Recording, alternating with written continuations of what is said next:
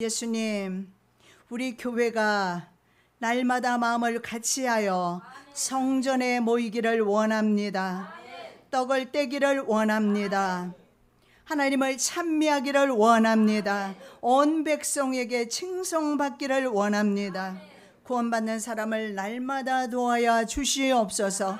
오늘도 하나님의 친히 말씀 증거하여 주시옵고 무익한 종은 십자가 뒤에 감추어 주시옵시며 하나님의 목소리를 사용하여 주시어서 하나님의 귀한 음성으로 듣는 시간 되게 하여 주시옵소서. 우리의 마음의 문을 활짝 열어 주셔서 하나님의 말씀을 들을 때에 영어로 듣는 시간 되게 하여 주시옵소서. 거룩하신 예수 그리스도 이름으로 기도드립니다.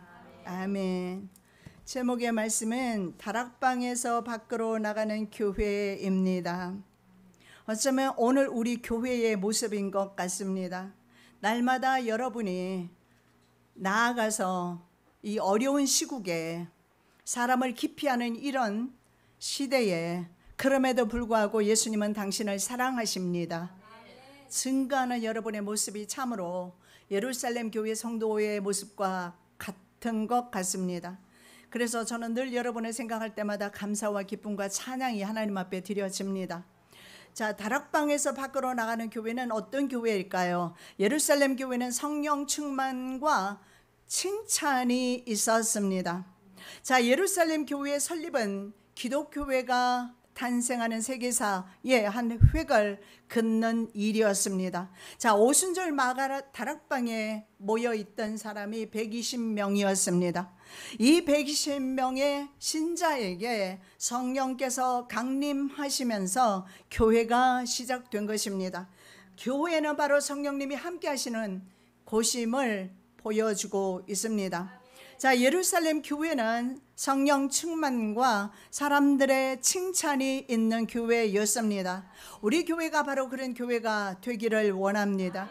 우리 교회가 바로 내 가족에게 먼저 칭찬받으며 지역사회에 칭찬받는 그런 교회가 되기를 원합니다. 자, 그들은 성전에 모이는 것과 사도의 가르침을 받는 것에 힘을 썼습니다. 그래서 서로 신령한 교제를 성찬을 나누었습니다. 기도에 힘을 썼습니다. 유무상통입니다. 이 유무상통은 소유자들과 무소유자들이 서로 물건을 나누어 쓰는 세상에서는 볼 수 없는 참으로 진귀한 모습이죠. 이것이 바로 신령한 교제라고 말씀하고 있는 것입니다. 어쩌면 공산주의자들이 바로 이 이상에서, 이 성경 말씀에서 그 이상을 따오지 않았을까? 공산주의 자체는 사실은 굉장히 사상은 좋은 것입니다만은 사람들이 그것을 악용한 것이 문제가 되겠지요. 왜냐하면 이 공산사회라는 것은 서로 사람들이 자기 것 없이 나누어 쓰고 함께하는 그런 모습, 정말 성경에서 볼 수 있는, 초대교회 볼 수 있는 아름다운 모습이에요. 이기적인 모습이 없고 자기 것이라고 주장하지 않고 있다라고 교만하지 않고 없다고 해서 낙심하지 아니하며 골짜기 팔 이유도 없이 서로 하나님 안에서 찬양하며 기도하며 기뻐하며 감사하며 살아가는 모습 말입니다. 어쩌면 우리의 가정에서도 이런 모습은 보기도 어려울 수도 있어요. 부모 자식 간에도 이익을 따지면서 살아가는 시대에 우리가 살고 있기 때문에 그렇습니다. 그러나 우리 교회는 그런 교회 되기 원합니다. 자신의 이익보다는 타인의 이익을 우선하며 자기 사랑보다는 타인을 사랑하는 교회 말입니다. 자, 하나님께 드리는 찬양과 경배로 교회는 화목했습니다. 기쁨이 넘쳤습니다. 그리고 소망이 넘쳤습니다. 요즘 여러분의 얼굴을 보면서 저는 그런 느낌이 옵니다. 찬양과 기쁨이 넘쳐나는 모습 속에서 저는 오늘 정말 이 말씀은 정말 전하기에 예루살렘 교회로 감히 따라가자고 하는 것 자체가 어불성설일 수도 있고 제목 말씀 자체도 저에게는 부담이 될 수도 있고 듣는 여러분에게도 부담이 될 수 있지만 저는 그렇게 생각하지 않습니다. 우리가 지금이야말로 교회에서 밖으로 나가는 교회가 되었구나, 사람에게 칭찬받는 교회가 되었구나, 저는 그런 자부심을 가지고 있습니다. 그리고 여러분을 하나님 앞에 올려드릴 때마다 저는 기쁨과 감사로 올려드리고 있어요. 자, 소망이 넘쳐났습니다. 그리고 사랑이 특히 많았습니다. 그 결과 기사와 표적들이 많이 나타났습니다. 믿지 않는 이웃들이 칭찬하기 시작했습니다. 예수 믿는 사람은 바로 가장 가까운 이웃으로부터 칭찬받기 시작하면 지역사회로부터도 칭찬받을 수가 있는 것입니다. 믿지 않는 이웃이 칭찬하는 것이 가장 칭찬받을 만한 그리스도인의 모습이 될 것입니다. 이것이 바로 교회 본래의 사명입니다. 자, 초대 예루살렘 교회 성도들이 성령과 사랑으로 준비되었습니다. 그렇다면 이제 이 사랑과 성령을 흘려보내야 하는 것입니다. 교회는 모아두는 것이 아니고 모이는 것이 아니라 모여서 힘을 얻고 그 힘과 에너지와 사랑과 능력을 밖으로 흘려보내야 교회가 썩지 않습니다. 교회가 헌금을 축축하고 교회가 모이기만 힘쓰고 외부는 신경 쓰지 않으면 주관의 영혼을 신경 쓰지 아니할 때 교회는 죽을 수밖에 없는 것입니다. 자, 에스겔은 천년 왕국 성전에서 흘러나오는 물을 환상 가운데 보게 됩니다. 그런데 이 성전에서 흘러나오는 물이 아라바 바다를 향해서 나가기 시작합니다. 그런데 아라바 바다를 향해서 갔을 때에 그곳에 물고기들이 살아나기 시작합니다. 그러면서 그곳에 어부가 살기 시작합니다. 여러분, 교회가 성령 충만으로 준비될 때, 성도가 성령 충만으로 준비될 때 세상은 교회를 주목합니다. 세상은 여러분을 주목합니다. 그리고 교회가, 세상이 바로 비로소 교회의 영향권 안으로 들어오기 시작합니다. 교회가 준비되어야 합니다. 언제나 내 자신 그리스도인이 하나님의 성령으로 무장되어야 하는 것입니다. 자, 유대교 유대인들을 예수님을 따르는 무리들은 두려워했습니다. 그래서 외부와는 담을 쌓았습니다. 교회 안에서만 서로 사랑하며 교제를 나누었습니다. 그런데 교회가 이제는 밖으로 나가기 시작했습니다. 거리로 나가서 외치는 교회가 되었습니다. 우리가 6년이 되었다면 이제는 마땅히 밖으로 나가서 외칠 때가 되었다는 사실을 볼 수가 있습니다. 6년 동안 그리스도인을 하나님이 준비시켜 주셨기 때문에 그렇습니다. 자, 숨어있던 다락방에서 나와서 성령의 인도하심을 따라서 말씀을 전하기 시작합니다. 그 내용은 예수 그리스도가 죽으셨고 예수 그리스도가 살아나셨다라는 것입니다. 우리의 유일한 소망은 바로 예수님이에요. 예수님이 없이는 인류는 불쌍합니다. 소망이 없습니다. 왜냐하면 예수님을 통해서 천국 갈 수 있기 때문에 그렇습니다. 그래서 그들은 숨어있는 곳에서 나와서, 아니면 안주하고 있는 곳에서 나와서 예수님을 증거하기 시작합니다. 여러분, 우리가 세상 사람을 대할 때 예수를 전하지 아니하고 말하지 아니하는 것은 참된 그리스도인이라 볼 수가 없습니다. 참된 그리스도인은요, 그리스도를 만난 그리스도인, 하나님 나라를 경험한 그리스도인은 입을 다물 수가 없어요. 찬양이 흘러나옵니다. 말씀이 나가게 되어 있습니다. 기도가 나갑니다. 과거에는 세상을 자랑하고 과거에는 자신의 욕심을 따라 살아갔지만, 그러나 예수를 영접하고 예수가 있는 사람은 그 입에서 예수가 나올 수밖에 없는 것입니다. 여러분, 임신을 했습니다. 그런데 때가 돼도 아이가 나오지 않아요. 사산입니다. 뱃속에서 죽은 거예요. 산모도 위험한 것입니다. 아이가 임신이 되었다면 때가 되면 반드시 나오게 되었습니다. 성령을 이렇게 잉태하는 것입니다. 성령을 잉태하면 성령으로 말하게 하심을 따라서 하나님 나라를 증가하게 되었습니다. 제가 종종 미국에서 오래 살았기 때문에 미국에 대한 이야기를 많이 합니다. 왜냐하면 미국을 알고 미국에서 살았으니까.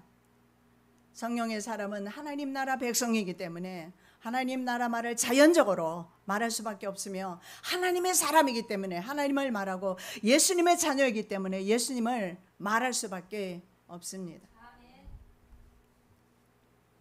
그러면 우리는 생각합니다. 우리는 그러면 무슨 말을 전해야 할까?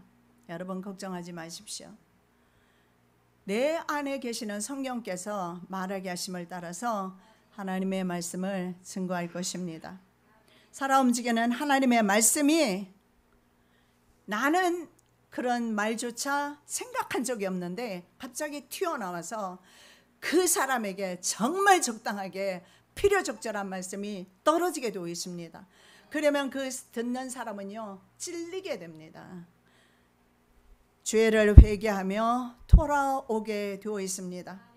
자, 제자들의 전도를 받았던 사람들은 이렇게 말합니다. 형제들아, 우리가 어찌할꼬? 그러면서 회개하며 세례 받았습니다. 여러분, 120명 교회였습니다. 120명 밖에 안 되는 교회였습니다. 그런데 하루에 이 교회는 3,000명씩이나 돌아오는 놀라운 일들이 일어났는데 why not? 왜 안 되겠습니까? 우리 교회도 가능하다라고 생각합니다. 그러나 숫자에 저는 초점을 맞추지 않습니다. 영혼들이 주께로 돌아오기를 원합니다. 회개하고 돌이켜 하나님의 자녀가 되기를 원합니다. 형식적인 종교인들 말고 말입니다. 저는 목회할 때부터 교인들에게 초점을 맞추는 게 아니라 신자들에게 초점을 맞추는 것이 아니라 신자들을 어떻게 교회를 출석하는 그런 신자들을 어떻게 하면 하나님의 자녀 성도로 만들 것인가 늘 저는 그것에 초점을 맞췄습니다. 그러다 보니 저는 많은 사람을 목회하기보다는 한 영혼을 붙들고 정말 밤을 새워 기도하며 그 영혼을 위해서 눈물을 흘려 금식하며 기도했던 적이 많았던 것 같습니다. 한 영혼을 위해서. 어떤 분은 죽음 직전에서 저와 같이 금식을 했습니다. 그런데 이틀째 되니까 밥을 먹어버리더라고요. 그분은 돌아가셨어요. 저는 3일을 끝까지 했지만 하나님의 뜻은 그분을 데려가시는 거였어요. 그러나 저는 죄를 회개하고 죄 회개가 이루어지지 않으면 살 수가 없지요. 회개하고 하나님의 자녀로 50세밖에 안 되었으니까 좀 더 하나님의 일을 멋지게 하면서 보람 있게 살다가 주의 때에 주님의 부르심을 받아서 가기를 원했고 함께 금식했지만 그는 중도에 그만두는 걸 보았습니다. 예, 구원받는 숫자가 3,000명이었어요. 교회 출석 교인을 말하는 것도 아닙니다. 어떤 큰 교회는 몇십만 명도 모일 수가 있습니다. 출석하는 교인을 가리키는 것이 아니라 정말 성령으로 구원받은 성도들을 가리키는 것입니다. 그래서 예루살렘 교회는 정말 놀라운 교회였습니다. 그것도 예수님이 목회하지 않으셨어요. 제자들이 목회했습니다. 그럼에도 불구하고 제자들이 준비되었을 때 성령과 그리고 사람들의 칭찬으로 준비되었을 때 그런 역사가 일어났습니다. 교회는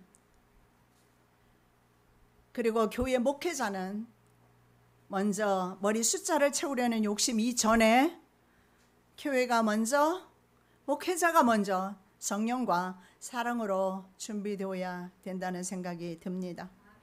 자, 성전은 두 가지 의미가 있습니다. 히에론 그리고 나우스가 있습니다. 이 성전은 그 당시에 바로 헤롯 성전입니다. 유형 건물입니다. 그래서 따로 그들은 신성한 영역으로 아주 거룩하게 여겼습니다. 그러나 성경에서 나우스는요 바로 거주하다 나이오에서 파생한 단어로서 신의 거주지로서의 성전입니다. 즉 무형 성전을 가리키는데 하나님께서 계시는 곳입니다. 하나님의 임재가 계시는 곳으로서 바로 사도 바울은 하나님의 성전은 우리의 마음에 있다라고 말씀하고 있습니다. 어떤 곳이 성전인가? 마음의 성령님, 마음의 하나님을 모신 분이 그분이 바로 성전이고 그분들이 모인 곳이 바로 하나님의 거룩한 성전입니다. 엄밀하게 말하면 지금 우리도 필라 교회당 예배당 있습니다. 그래서 성경에서 말하는 신약시대의 성전은 유대인들이 그렇게 신성시했던 바로 예루살렘 성전을 말하는 것이 아닙니다. 그러면 우리도 예루살렘 성전과 같은 성전을 지어야 할 것이며 예루살렘 성전에서 이루어졌던 제사를 드려야 할 것입니다. 그럴 필요가 없습니다. 이제는 우리의 마음에 하나님의 성소를 지을 수 있기 때문에 그렇습니다. 이 하나님의 성소는 어떻게 지을 것인가? 하나님이 내 마음에 오시면 되는 겁니다. 언제 예수를 믿든지 상관없습니다. 주 예수를 믿으라. 그리하면 너와 내 집에 구원을 얻으리라. 지금이라도 오늘 이 시간이라도 예수를 믿기로 결단하시면 되는 것입니다. 그러면 그 마음은 하나님의 성소가 되는 것입니다. 하나님의 성전이 되면 하나님이 거주하시기 때문에 하나님께서 인생을 인도하십니다. 그래서 얼마나 평안의 삶을 사는지 모릅니다. 저는 어쩌면요, 2번 태어나도 1000번 만번 태어나도 이 목회자 길이 너무 어려웠지만 좀 목회자는 좀 고려해 봐야 될 것 같아요. 예, 그러나 하나님의 성도로 1000번 만번 태어나도 저는 하나님의 성도로 살겠습니다.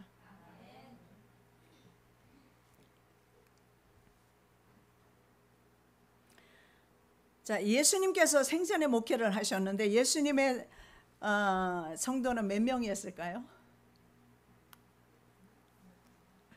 12명 중에도 1명이 배도했습니다. 예수님이 말씀하셨어요. 너희는 나보다 더 큰 일을 할 것이야. 저와 여러분에게 주시는 말씀이에요. 큰 일을, 더 큰 일을 할 것이야. 여러분 예수만 믿으시기 바랍니다. 삶이 아무리 힘들고 고달퍼도 자신의 힘 좀 빼고 예수님을 믿으시기 바랍니다. 예수님을 믿어드리면 예수님이 일하세요. 믿는 거 쉽지 않습니까? 돈 드는 것도 아니고 힘들이 필요도 없어요. 마음으로 그저 믿으면 됩니다. 어린아기가 부모님을 믿는 것처럼 말이요. 아니 아기가 태어났는데 젖을 안 먹습니다. 용고 웬일인가 그 마음을 들여다봤더니 혹시나 독이 있어서 그런 아기 보셨습니까? 그저 아기와 같이 단순하게 주님을 따르시는 은혜 있으시기 바랍니다. 그래서 예수님은 어린아이를 기뻐하셨어요. 그러나 영적 어린아이는 기뻐하지 않으십니다. 믿지 않기 때문에. 자, 거룩한 성전으로 변모된 초대교회 성도들을 통해서 유형 교회였던 예루살렘 교회 성도들이 많아지게 된 것입니다. 저도 숫자도 숫자지만 저는요, 이런 성도들이 많이 모였으면 좋겠어요. 언제 믿던 간에 진실하게 예수를 따르고자 하는 분들 말입니다. 저는 그래서 늘 그런 기도를 합니다. 하나님 구원받을 사람들을 보내신다면 정말로 진실로 주님만을 처음부터 믿고 순전하게 따라가는 그런 분들을 보내주세요. 그리고 우리 성도들이 그렇게 변모되게 해주시라고 저는 기도합니다. 자, 초대교회에서 이미 사역자들이 직분을 나누어서 사역하기 시작했습니다. 7 집사를 선택하는데요, 성경은 7 집사를 선택하기 전에 사도행전 6장 1절에 보니까 그때 제자가 더 많아졌다 이렇게 말씀을 합니다. 그런데요, 7 집사를 선택을 했습니다. 그런데 하나님의 말씀은 더 왕성하게 전파되기 시작했습니다. 예루살렘에 있는 제자의 수가 점점 많아지기 시작하면서 유대인들은 위협을 느끼기 시작할 정도였습니다. 심지어 허다한 제사장들의 무리도 이도에 복종하게 되었다라고 사도행전 6장 7절에서 말씀하고 있습니다. 자, 예수님을 핍박하고 십자가에 못 박으라 외쳤던 유대 지도자들이 예루살렘 교회에 일어나고 있는 이런 아름다운 모습을 보고 교회로 돌아오기 시작합니다. 전도가 안 되는 것은 내 안에 성령의 전을 건축하지 못했기 때문입니다. 육의 모습으로는 절대로 다른 사람을 전도할 수가 없지만 내가 하나님의 사람으로 변모되었을 때 사람들은 내 모습 속에서 하나님을 보고 하나님을 찾습니다. 자, 사도들은요, 교회의 기둥이었다. 갈라디아 2장 9절입니다. 교회의 기둥으로서 말씀을 전하는 사역을 했습니다. 그리고 제자들은 사도들로부터 말씀을 받았습니다. 전달받고 또 다른 사람에게 들은 말씀을 전달하기 시작했습니다. 사도들이 전한 하나님의 말씀을 들은 제자들이 성령으로 무장되었기에 가능한 일이었습니다. 자, 이렇게 사도들의 말씀을 들은 다음 세대들이 계속해서 교회를 이어가기 시작했습니다. 그래서 지금 우리 이 시대 교회까지 이르게 된 것입니다. 여러분, 예수님은 12명의 제자를 데리고 도를 전하셨어요. 그리고 그분은 십자가에 달려 죽으셨어요. 그리고 우리나라는 말입니다, 유교의, 불교의 수천 년간 유교와 불교 사상에 젖어 있는 나라였습니다. 그런데 말입니다, 저 유대 땅 작은 지방에서 태어나셨던 예수님, 그 예수님을 지금 우리나라에 거의 약 40% 이상의 가톨릭 그리고 기독교인들입니다. 어떻게 이런 역사가 전 세계적으로 이런 역사가 일어날 수 있을까요? 하나님은 살아계십니다. 예수님은 십자가에 달리셨고 우리 죄를 대신해서 지고 그리고 살아나셨습니다. 예수님은 지금 살아계셔서 이 시간에도 이곳에 계시고 우리 심령에도 계시기를 원하시고 여러분의 모든 삶의 현장에 함께 걸어가기를 원합니다. 여러분 어떻습니까? 인생 외롭지 않습니까? 남편이 있어도 외롭고 아내가 있어도 외로운 것 같은데요. 인생은 어차피 홀로 걸어갑니다. 외롭습니다. 그런데 전능자 하나님, 죽지 아니하시고 영원히 살아계신 하나님이 나와 함께 걸어간다면 여러분 힘나지 않겠습니까? 아무것도 두려워하지 않을 것입니다. 그리고 죽음이 온다 하더라도 두렵지 않을 것입니다. 왜냐하면 하나님이 내 영혼을 간수하실 줄 믿기 때문에 그렇습니다. 전도서 말씀에 내 영혼은 하나님께로 몸은 흙은 흙으로 돌아간다라고 말씀합니다. 여러분 우리는 영물입니다. 우리는 죽습니다. 영물이라도 죽습니다. 내 영혼 어디로 가는 것입니까? 생각해 보셨습니까?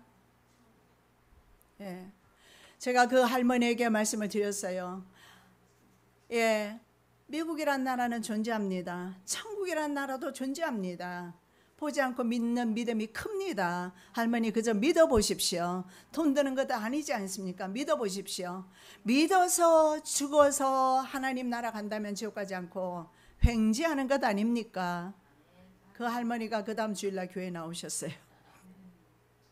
제가 미국 가기 전까지 그 교회 나오기 전까지 그 할머니는 계속 교회 다니시는 걸 봤습니다. 지금도 다니시거나 천국 가셨을 겁니다.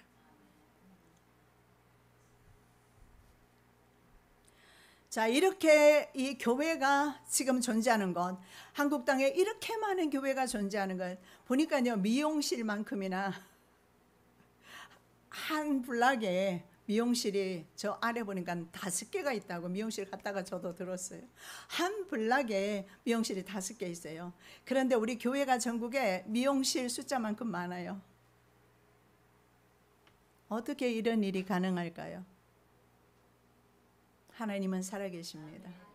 하나님은 진짜 하나님이십니다. 죽은 신이 아니에요.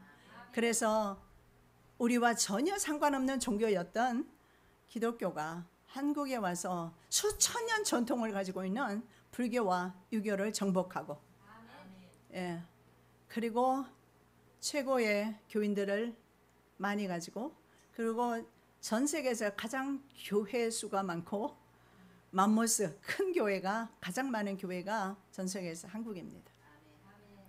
바로 이 한국을 보면서 하나님은 살아계신다는 사실을 믿으시기 바랍니다. 자, 지금 우리는 바로 그 사도들이 전했던 그 복음을 가지고 다시 다른 사람에게 전하는 사도교회의 사명을 감당하고 있습니다. 그래서 이 교회를 사도적 교회라고 합니다. 왜냐하면 사도의 전통을 따라서 우리가 동일한 말씀을 전하는데, 과거는 베드로, 사도 바울이 전했던 그 복음을 우리의 입술을 통해서 내가 지금 전하고 있는 것입니다. 여러분 입을 여시고 이제는 전파하시는 저와 여러분 되시기 바랍니다. 정말 코로나 후유증으로 인해서 사람을 기피하고 있습니다. 그런데 여러분은 매일 전도하고 있는 여러분, 바로 사도들의 말씀을 전하고 있는 것입니다. 힘들고 어려울 때마다 내가 바로 그 사도다, 내가 바로 하나님의 사도다, 이렇게 힘을 얻으시기 바랍니다. 맞습니다. 그 사도의 전통 위에 우리 기독교회가 세워졌고, 그리고 계속 그 말씀이 선포되기 때문에 그렇습니다. 하나님 말씀을 묵상하고 그 말씀의 깊이를 깨달은 성도들은 자신을 위해서 행하신 하나님의 놀라운 사역을 알게 됩니다. 그래서 세상에서 어떻게 살아야 할지 깨닫게 됩니다. 그러면 당연히 어떻게 될까요? 과거와는 완전히 다른 새로운 삶을 살게 됩니다. 여러분, 내가 새롭게 변하지 아니하면 남편조차 변화받지 못하고 아내조차 변화받지 못해요. 내가 변화되면 아내가 먼저 알고 남편이 먼저 알아요. 내가 변모된 삶을 살 때 남편이 변할 것입니다. 아내가 변할 것입니다. 비로소 다른 사람에게 영향력을 행사합니다. 이것이 바로 성전에서 흘러나가는 물이 되겠습니다. 성령 충만한 교회는 예배를 중요하게 생각했습니다. 저도 동일하게 예배를 중요하게 생각합니다. 제가 강의를 한국에서 처음에 한국에 다시 오게 된 이유가 강의를 다니면서였는데요. 강의를 하면서 보면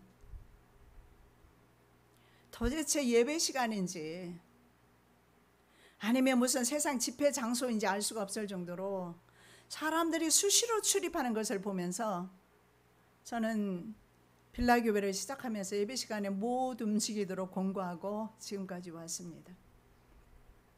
물론 부득불한 경우에 화장실을 가야 한다거나 가셔야죠. 그러나 불필요한 일에 예배가 회복이 되어야 합니다. 여러분, 우리는 숱하게 많은 예배를 드렸습니다. 그러면 내가 드렸던 예배를 하나님께서 다 받으셨을까요? 아니요, 과거로 돌아가지 마시고 이 시간에 내가 드리는 예배 주님이 받고 계실까요?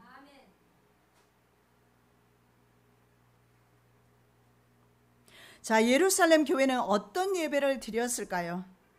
영과 진리로 예배를 드렸습니다.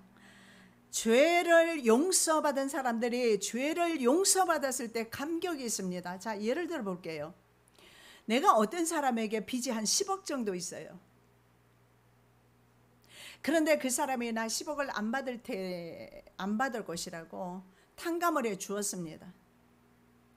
그러면 그 10억을 이제는 내가 갚지 않아도 되기 때문에 얼마나 감격하겠습니까? 그런데 내 영혼이 10억에 비교될 만합니까? 10억과 내 영혼을 바꿀 수 있습니까? 지구상에 있는 모든 것을 합쳐도, 온 지구를 합쳐도 내 목숨과는 바꿀 수 있는 것이 없습니다. 목숨은 내게는 단 하나이기 때문에 그렇습니다. 바로 죄를 용서받은 사람은요, 이제는 죄로 인해서 하나님께 심판받지 않고, 하나님께 심판받지 않는다는 것은 지옥에 가지 않는다라는 뜻입니다. 지옥에 가지 않는 죄 용서받은 사람의 그 감격은 어떨까요? 그래서 예배는요, 죄를 용서받은 것에 대해서 감사와 찬양이 흘러나오는 것입니다. 성령의 감동과 감격이 없는 예배는 사회적 모임에 불과합니다. 오늘 이 예배를 통해서 내 마음의 심령에 기쁨이 넘쳐야 하며 회복이 되어야 합니다. 두려움과 그리고 고통과 눈물과 한숨 가운데 지냈을지라도 오늘 이 예배 가운데 이 예배로 인해서 내 심령이 회복이 되어야 합니다. 살아나야 합니다. 왜냐하면 성전에서 흘러나가는 물이 아라바 바다를 적셨을 때 물고기가 살아나기 시작했습니다. 바로 하나님의 능력의 말씀이 선포되어질 때, 하나님의 말씀을 들을 때 내 영이 살아나는 은혜가 있게 됩니다. 자, 이 예배가 회복이 되면 주간중의 삶도 어떻게 될까요? 변화됩니다. 여러분, 환경이 예수 믿고 환경이 먼저 변할 것이라고 오해하지 않으시기 바랍니다. 어떤 분이 예수님을 만났습니다. 밤새도록 예수님 얼굴을 보지는 못했는데 예수님의 그 아래 흰 옷 입은 모습만 보입니다. 그리고 예수님께서 죄를 회개를 시키는데 밤새도록 그 흰 옷 그것으로, 자기 말로는 그래요, 맞았다고 그래요. 우리 남편이 사업할 때 직원이었습니다. 다음날 직장에 그분이 나오지 않았는데 남편과 함께 그 사람이 진탕 2차 3차까지 가지고 술을 마시고 들어갔는데 그 밤에 예수님이 찾아오신 거예요. 흰 옷 입은 사람밖에 보이지 않고 얼굴은 보지를 못했다라고 합니다. 그런데 그 도포자락 같은 것으로 얼마나 맞으면서 밤새도록 회개를 했습니다. 그래서 아내가 들어보니까 통곡하고 울면서 회개하는 모습을 들었다고 합니다. 그리고 나서 회개를 하고 나니까 예수님께서 이렇게 말씀하셨어요. 이제는 내가 네 인생을 내가 책임지겠다. 여러분이 그래서 이 사람이 오해를 합니다. 내 하나님이, 예수님이 내 인생을 책임진다고 했으니까 나는 내일부터 직장 갈 필요가 없구나. 그래서 직장을 안 나왔대요. 여러분, 죄 용서가 이루어지고 예수님을 만나도 환경의 문제가 먼저가 아니라 순서가 내 심령의 변화가 먼저 일어나요. 내 심경이 어떤 변화가 일어날까요? 여전히 삶은 터프하고 힘들어요. 그런데 내 심령에서는요, 기쁨이 솟아요. 저 사람 죽도록 미웠는데 그 사람이 사랑스럽게 느껴져요. 제가 예수님을 처음 만났을 때요, 나는 우리 시어머님만 보면은요 울렁증이 있었어요. 그래서 가던 길도 돌아와야 했고, 피아노 반주를 하다가 거울에 비치는 어머니 모습을 보고 토가 나왔어요. 그래서 반주하다가 뛰쳐나가서 토하고 들어왔던 적도 있고, 그 정도로 우리 어머니만 보면 토했던 사람이었어요. 그러나 내가 예수를 딱 만나고 첫 번째 회개했던 것이 우리 어머님에게 잘해드리지 못했던 거, 얼마나 회개했는지 몰라요. 여러분, 성령님이 오시면 네가 아니라 내가 변화돼요. 남편이 아니라 내가 변화되고, 아내가 아니라 내가 변화되는 것입니다. 환경이 변화되는 것이 아니라 내가 변화되는 거예요. 내 안에 어떤 환경이라도 내 안에는 기쁨과 소망이 넘치고 괜찮아요. 이래도 괜찮고 저래도 괜찮아요. 어려움이 있어도 괜찮아요. 그리고 걸어가다 보니까 어느 날 다 괜찮아졌어요. 예, 이런 겁니다. 그런데 오해하지 마시기 바랍니다. 예수 믿고 팔자 바뀐다. 팔자 안 바뀌어요. 예, 예수 믿고 팔자 바뀌는 거 맞습니다. 그 팔자는, 제가 드리는 말씀은요, 영적으로 팔자가 바뀐다는 걸 말하는 거예요. 환경의 팔자가 바뀌는 일은 없어요. 그건 하나님께서 하나님의 뜻에 의해서 필요한 곳에 필요한 사람에게 하나님께서 일하실 뿐입니다. 하나님의 뜻대로. 예수님은 십자가 어떻게 지셨습니까? 할 수 있거든 이 잔이 내게서 지나가기를 원합니다. 이렇게 말씀합니다. 예수님도 육신을 입고 오셨기 때문에 그 처참한 십자가를 지나갔으면 좋겠어요. 앉았으면 좋겠습니다. 만일에 예수님이 십자가를 안 졌으면 큰일 날 뻔했습니다. 우리 다 지옥 갑니다. 우리 죄를 어떡할 겁니까? 내 죄를 어떡할 거예요? 내 죄 이대로 죄가 있으면 그렇습니다. 한국 법을 여러분은 어기지 않기 때문에 감옥에 가지 않았어요. 그러나 여러분의 양심의 법은 어떡할 것입니까? 도덕법은 어떡할 것입니까? 마음으로 짓는 죄는 어떡할 것입니까? 사람을 마음으로 살인하고 죽이고 했던 그런 죄들, 예수님은 분명히 말합니다. 살인한 죄나 마음으로 살인한 죄가 같다고, 사람을 미워한 죄가 같다라고. 이런 것을 해결하기 위해서 예수님은 할 수 있으면 이 잔이 지나가기를 원합니다. 그러나 주님의 뜻이 내게서 이루어지기를 원합니다. 하물며 만왕의 왕이신 예수 그리스도께서 아버지의 뜻이 내게서 이루어지기를 원합니다. 그런데 우리 그리스도인은 얼마나 잘못 믿고 있습니까? 내가 이런 것을 원하니까 하나님 내게 이것 주세요, 이렇게 생각합니다. 이렇게 생각하고 기도합니다. 그런 기도보다는, 하나님이 기뻐하시는 기도는 하나님의 뜻대로 나를 사용하여 주세요. 하나님의 뜻대로 내 물질을 사용하여 주시고, 하나님의 뜻대로 내 자녀를 사용하여 주시고, 그저 부모는 내 자녀가 법관 되기를 원하고 의사 되기를 원하고 판검사, 예, 좋습니다. 그런데 자녀는 그쪽으로 영 재미가 없고 은사가 없고 공부도 재미가 없어. 그런데 자꾸 부모는 그걸 욕심을 부리면 그 자녀는 얼마나 부담이 되겠습니까? 대리만족 아닙니까? 자기가 공부를 못했으니까 자식을 공부시키려고 하는 자기 욕심이죠. 자, 예배가 회복이 될 때에 주간중의 삶이 회복이 됩니다. 하나님의 뜻대로 분별력 있게 살게 됩니다. 인간은 아무리 분별력 있게 살아도 분별하지 못해요. 왜냐하면 인간은 자기 중심성을 가지고 있어요. 그래서 자기 중심적인 사고와 생각 때문에 절대로 객관성을 띠고 살아갈 수가 없어요. 그러나 하나님의 사람은 가능해요. 말씀 보시겠습니다. 너희는 이 세대를 본받지 말고 오직 마음을 새롭게 함으로 변화를 받아 하나님의 선하시고 기뻐하시고 온전하신 뜻이 무엇인지 분별하도록 하라. 하나님의 영이 임하실 때, 예배가 회복이 될 때 우리는 비로소 삶 속에서 분별하는 삶을 살아가게 될 것입니다. 자, 두 번째 우리가 교훈받고자 하는 말씀은요, 시련을 통해서 초대교회가 성장합니다. 그리스도인은 시련을 싫어하면 안 된다라는 것입니다. 자, 교인 숫자가 이렇게, 교인 숫자라기보다는요, 구원받는 숫자를 말합니다. 엄밀하게 말하면. 왜냐하면 예루살렘 교회는 교인 명부 작성하고 그들을 카운트하고 그렇게 하지는 않았을 겁니다. 그들이 그날 바로 예수를 믿기로 결심하고 죄로부터 해결받고 하나님의 자녀된 사람들 말입니다. 구원받은 숫자가 늘어나기 시작하면서 교회에는 시련이 오기 시작합니다. 그래서 예루살렘 교회 사도 바울을 통해서 핍박이 오기 시작합니다. 사도행전 8장에 잘 그 내용이 나와 있습니다. 예루살렘 교회의 성장을 주시하던 사탄은 그냥 있을 리가 없죠. 자신의 하수인 유대 지도자들을 사용합니다. 그래서 교회를 핍박하기 시작했습니다. 그리고 그 선두에 섰던 사람이 사도 바울이었고, 여러분 아시는 대로 사도 바울이 다메섹 도상에서 기독교인을 죽이려 가던 중에 예수님을 만나게 됩니다. 그리고 그는 예수쟁이가 됩니다. 그리고 오히려 이제는 예수 복음을 전하는 전도자로 바뀌어져서 성경 13권이라는 성경 말씀, 히브리서까지 포함하면 14권이 될 것입니다. 포함을 안 시키면 적어도 13권이라는 신약 성경 27권 중에서 13권을 기록하는 놀라운 그런 사역을 사도 바울은 감당합니다. 왜 안 됩니까? 사도 바울을 변화시킨 하나님께서 나는 왜 변화시키지 못하겠습니까? 가능합니다. 믿으시기 바랍니다.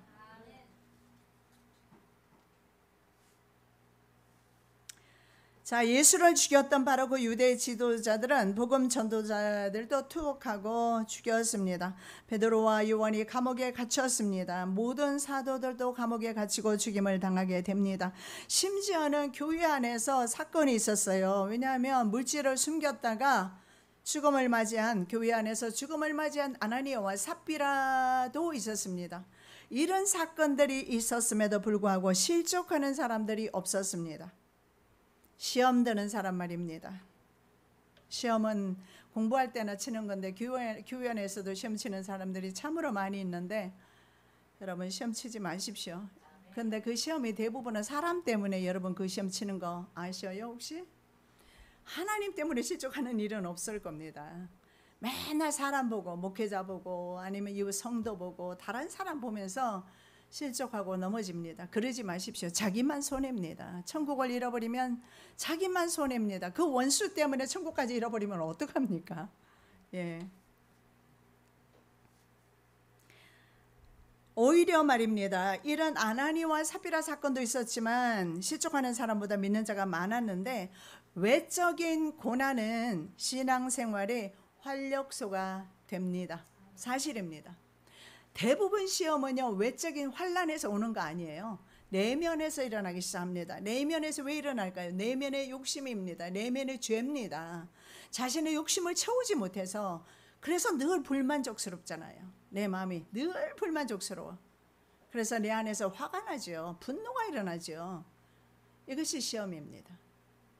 환경이요. 환경 때문에 거의 대부분의 시험 들지 않아요. 그리스도인은 이 환경이 오히려 다이나믹하게 앞으로 나갈 수 있는 활력소가 된다는 사실입니다. 복음은 더 생명력 있게 전파되었습니다. 사도행전 5장 14절입니다. 믿고 주께로 나오는 자가 더 많으니 남녀의 큰 무리더라. 저와 여러분을 통해서 이런 역사가 일어날 줄 믿습니다. 여러분 그렇다면 사탄의 전략은 잘못된 것이었습니다. 사탄은 차라리 사탕을 주는 것이 나았을 겁니다. 당근을 주는 것이 나았을 겁니다. 채찍질은 아니었어요. 교회는 환난이라는 토양 위에서 더 성장 부흥한다는 사실을 몰랐습니다. 복음 자체가 생명이기 때문에 그렇습니다. 여러분 생명 있는 그런 나무나 초목들을 보십시오. 비바람 속에서 추위 속에서 더 강하게 뿌리를 내려요. 그래서 웬만한 바람이 불어도 가지는 꺾여도 뿌리는 뽑히지 않습니다. 텍사스의 샌 안토니오, 지난번 총기 사건 났던 곳 말입니다. 그곳에 가면 알라모라는 곳이 있어요. 이 알라모라는 곳은요 어떤 곳이냐면 역사 유적지인데 스페인과의 미국이 전쟁을 하고 있었습니다. 그런데 그들이 암묵적으로 서로 절대로 건들지 않았던 곳이 있어요. 왜냐하면 스페인도 가톨릭 국가입니다. 그리고 미국은 개신교회가 많죠. 그래서 저희들이 암묵적으로 자기네들끼리 공격하지 않는 곳이 있는데 바로 예배당입니다. 예배당은 공격하지 않아요. 그런데 이 스페인 군대가 무차별적으로 이 알라모라는 곳에 있는 한 성전을 무차별 공격했습니다. 보니까 벌써 오래전의 사건인데도 벽에 보면은 총알 자국이 엄청 많이 있어요. 그래서 그곳에 있는 심지어 부녀들은 물론 아이들까지 다 죽여버립니다. 이것이 스페인 함대의 실수였어요. 전미에서 군인들이 텍사스로 몰려들었습니다. 그리고 스페인 군대와 싸웠고, 그리고 나중에 텍사스가 투표를 합니다. 미국에 들어갈 것인가, 아니면 당시에 멕시코나 스페인이 아마 점령했을 겁니다. 그래서 멕시코로 넘어갈 것인가. 텍사스는 투표를 해서 미국으로 조인하기로 했습니다. 그래서 텍사스는 미국주예요. 그래서 스페인 군대가 잘못한 거예요. 차라리 건들지 않았으면 전 미국 사람들의 반감을 사지 않아서 어쩌면 텍사스라는 큰 주 하나가 자기에게로 떨어질 판인데 미국으로 넘어가게 됩니다. 예, 우리 성도들은 말입니다. 환란이 있습니다. 입으로 불평하기보다, 불평하면 38년 더 도는 것 아시죠? 여러분 38년 돌고 나면 지금 연세 얼마세요? 예? 돌아가신 분도 계실 거고. 이스라엘 백성은 불평하다가, 입으로 불평하다가 38년을 더 돌았어요. 그러면 그들의 인생은 죽기 위해서 광야를 돌았어요. 우리 그리스도인들이 이렇게 살아서 되겠습니까? 불평보다는 감사와 찬양이 훨씬 낫습니다. 자, 사실 제자들을 보시면은요, 특별한 것이 하나도 없었습니다.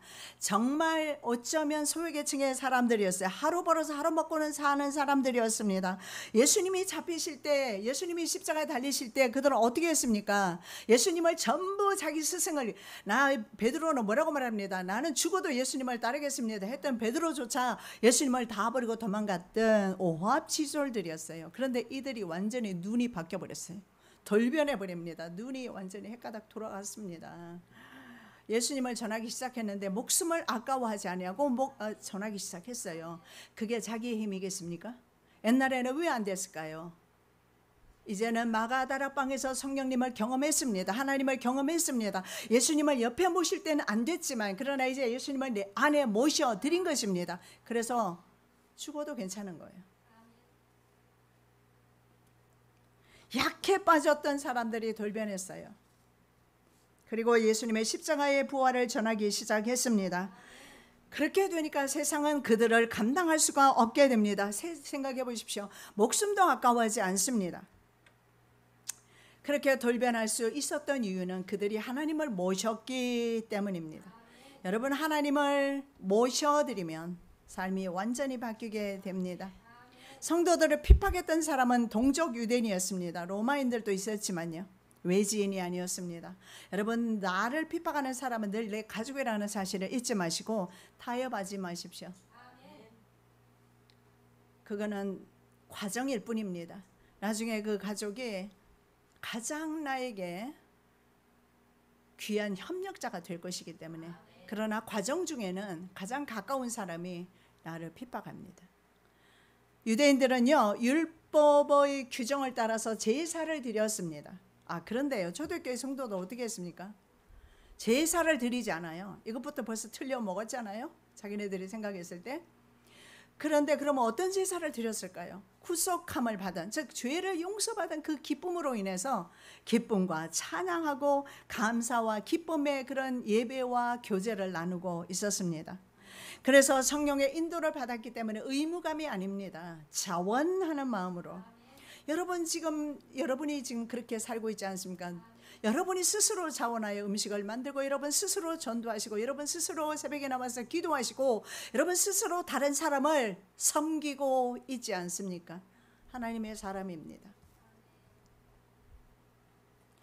그래서 바로 예수님을 따르는 그런 제자들은 구속을 기뻐하여서 신령한 예배를 드리게 됩니다. 그리고 이쪽에는 제사를 드리게 됩니다. 이런 서로 다른 신앙의 모습 때문에 균열이 오게 되고 핍박을 받게 됩니다. 자, 성도를 핍박하고 교회를 괴롭히는 일이 미리 있을 것을 말씀하셨습니다. 그래서 교회는, 성도는 말입니다. 교회라면 자꾸 우리 교회만을 생각하지 마시고 교회 하면은 나 이렇게 보시면 돼요. 교회는 말입니다. 환난을 통해서 성장합니다. 그때 사람들이 너희를 환난에 넘겨주겠으며 너희를 죽이리니 너희가 내 이름을 위하여 모든 민족에게 미움을 받으리라. 예, 그런데 교회가 지는 경우가 있어요. 오늘날의 한국 교회일지도 몰라요. 이렇게 큰 교회를 당을 세워주셨는데 많은 교회당이 있음에도 불구하고 지금 교회가 세상에 치고 있습니다. 왜 그럴까요? 세속화되었기 때문에 그렇습니다. 물질화되었기 때문에 그렇습니다. 목회자나 성도가 돈에 눈이 멀었기 때문에 그렇습니다. 이렇게 세속화되지 않으면 교회는 성장하게 되어 있습니다. 그래서 사탄의 전략은 지금 아주 좋습니다. 왜냐하면 핍박보다는 이제는 많이 배부르게 주어서 배 터지게 먹을 수 있도록 주어서 하나님을 잊어버리게 만드는 것입니다. 그래서 부자가 참 하나님을 섬기기가 쉽지가 않아요. 정말 돈 때문에 늘 전전긍긍하며 살면서 하루 양식을 위해서 기도하는 사람 실족하는 일이 거의 없을 겁니다. 자, 사탄이 교회를 공격하고 핍박할 수는 있어도 교회를 이길 수는 없습니다. 교회는 언제나 승리합니다. 내가 이 반석 위에 내 교회를 세우리니 음부의 권세가 이기지 못하리라.